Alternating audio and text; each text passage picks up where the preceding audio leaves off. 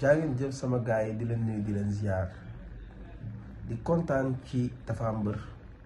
parce que mbër la boo xamante ni ku conscient la ànd ak jamono ji kenn mënu ko divertir ñu bare bari nag boo waxee mbër rek ñu ne ay dof lañu waaye am na ay mbër yoo xamante ni ils sont conscients xam enjeu politique yi ku si mel ni Tapha Mbeur ku si mel ni Kona ay nit lañ yoo xamante ni dama leen naw parce que askan wi la ñu àndal ku ànd ak askan wi nag mooy ànd ak dëgg. Ça ne veut pas dire que da ngay ànd ak di wala dee dëgg justice nga gis dëgg wax ko taxaw ci askan wi loolu mooy dëgg te def ngeen seen wareef parce que ni ngeen mel tey askan wi ñoo leen ko def vraiment su la neexoon ngay dem di mos tëj sa gémmiñ bu boobaa kenn du la mën a dara ay wax rek la ñuy def waaye defoo loolu tu préfères toog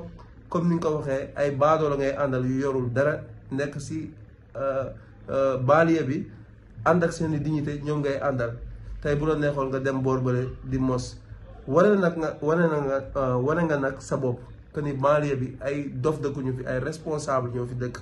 waaye kenn waru leen naxee làmb donc ni nag sport la suñu culture la suñu baaxu maam la waaye kenn waruñu ko naxee was réew mu normal duñ fa tëj université du ubbi ay làmb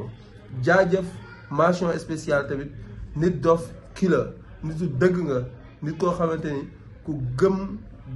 sa bopp nga nit koo xamante ni ku am dignité nga te Sénégal moo la tax di xeex Sénégal moo tax nga dem kaso ba génnaat vraiment ay nit ngeen yoo xamante ni maanaam da ngeen taxaw si wetu askan wi parce que askan wi ngeen di dajeeg si terrain yi askan wi ngeen di dajeeg si marché yi ni ngeen mel askan wi moo leen ko def waruloo leen nag fàtte askan woowu bés bu leen askan wi soxlaa da ngeen war a taxaw ci wetu askan wi waaye warul leen dem di jaamu ji xaalis. am na fi seeni morom yoo xam ne xaalis lañuy jaamu dañ koy lekk ëllëg mu jeex naka la askan wi di xoole lu jar a bàyyi xel la jaa ngeen def sama gaay